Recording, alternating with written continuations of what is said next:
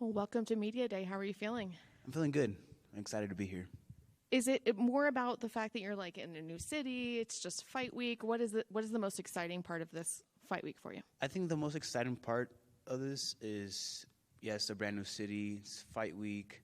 It's another opportunity to showcase my skill set and fighting in an arena. I love fighting in the crowds. I love the atmosphere. I love everything about it.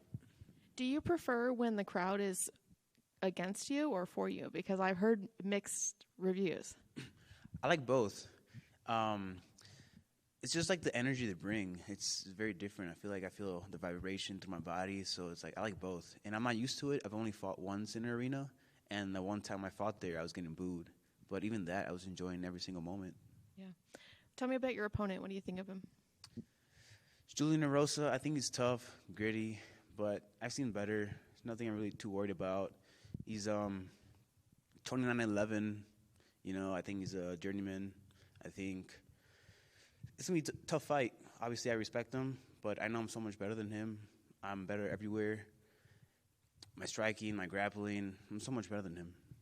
I'm sure you've seen some of the things he's said about you in recent interviews. He said that he's going to Darce choke you. He said that you should have asterisks next to your record due to, the judges and weight misses. What do you have to say about that? He can think whatever he wants, but when I hit him, he's gonna change. I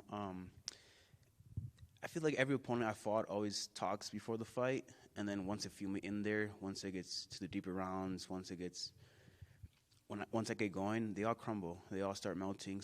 And he's nothing different. He's been finished a lot. I haven't been finished, and yes, the weight misses, but that doesn't take away my skill set.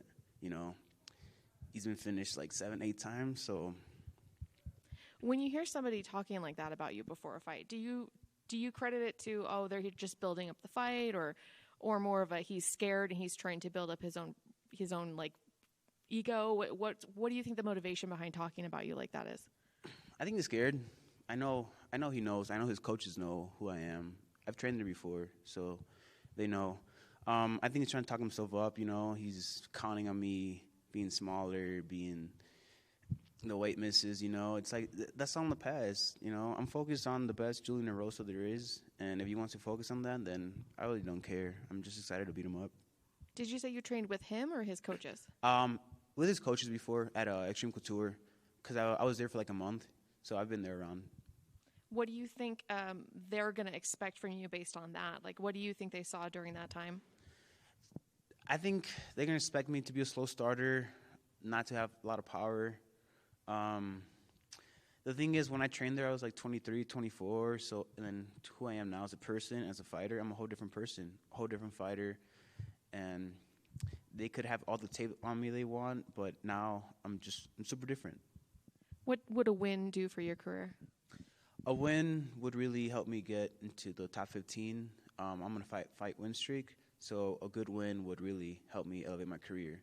And especially just because I feel like this is one of the best training camps I've had, and I'm really excited to show the fans who I am. Thank you. C-Rod, what's up, bro? What's up, bro?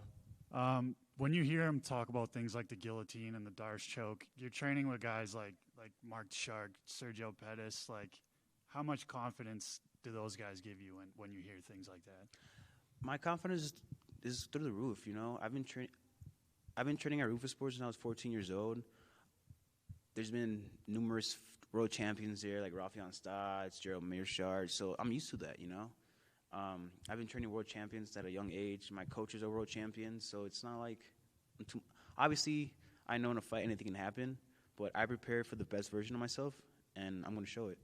Your last 3 fights, you've taken 3 guys' O's from their record. Are you a little disappointed you don't get to take one this time? No, not too much. It's a fight either way, but. What's up with the insane amount of miles that you're clocking in? I'm looking on your Instagram. I'm seeing like 13 miles at a time. So, like, why is that so important to you to clock in those big miles? Clocking those miles has really helped me with my mental game and my physical game. I started doing it because Paul Felder. Paul Felder I was like 18 or 19 when he was coming up. He was a top 10. And then I saw he got into running a lot. So I was like, let me give it a try, And it's different, It helps me dig in the deeper rounds.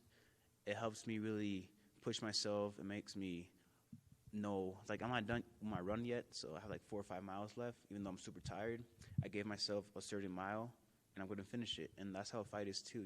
It's like, even though we're tired, we're dead, we still got to keep pushing. And then as far as like the mental game goes, I see you're a guy that always likes to have his friends and family around him, like at all times. You brought them all with you to fight week. How important is that for you? This is my first time really bringing my family out here. I'm excited, Back when I was younger, 17, 18, I dropped out of college. I was 18. Dropped out of college, and my dad was like, I'll help you out, It's like, you don't have to work full time. You can just do a little part-time for extra little cash, and then while you're here, keep chasing your dream. And I owe them everything. I owe my family everything. Without my family, I wouldn't be in this situation. And would you like to throw your name in the hat for the best drip in the UFC? Yeah, I'll throw my name there. Appreciate you, bro. You mentioned the thought, or them having the thought of you potentially being a slow starter. What do you need to do to go out there and set the tone right away? I need to be myself. I need to stop overthinking it and just push the gas. When I push the gas, I'm not sure you guys saw my Contender Series fight. I just got to get going. Once I get going, I'm confident in my skill set, and that's what I need to be. In terms of Julian, he's kind of a zombie-style fighter that, he almost comes back from the dead if you don't put him away. Do you think that you have to finish him in order to get your hand raised, or can you ride this out for 15 minutes? I can do both, but I definitely want to knock him out. That's what I'm going for, All that shit he's been talking, I'll make him pay for it. You seem very even keel as far as the approach in that way. Is it just always the thought of, hey, I'm not going to let him get me too high. I'm not going to let me get too low. I'll let that, what action does, kind of just go out there and set my statement for this performance? Yeah, I mean, every fight's personal for me, Obviously, it's a sport, but every fight I go into, I have the mentality of, this guy wants to hurt me in front of my friends and my family, so I got to do the same, I have no, how do I say it? No hard feelings, I want to knock him out, and that's it. He does carry a bit of a pace throughout some of his fights, especially when he gets into rhythm. Have you done anything in addition to putting in the road work, like Sean mentioned, to prepare yourself for fighting at high altitude?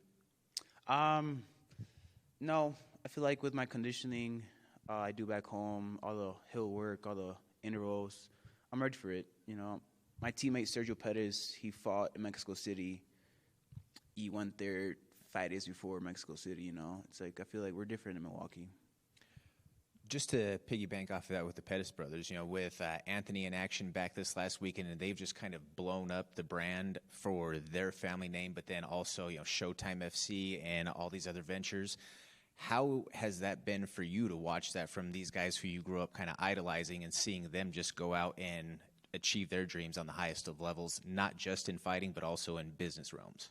It's awesome seeing it. I grew up with them. I've been seeing them since they were in the local scene. And what I really love about both of them is, like, yes, they're pursuing their dream and their passion, but they always give back. It's like, for me, Anthony's my manager. He got me a new contract, numbers I've never seen before in my whole entire life, And he's very well made. He doesn't have to do this, but he wants to help me out. We both come from the south side of Milwaukee, so I really appreciate both of them.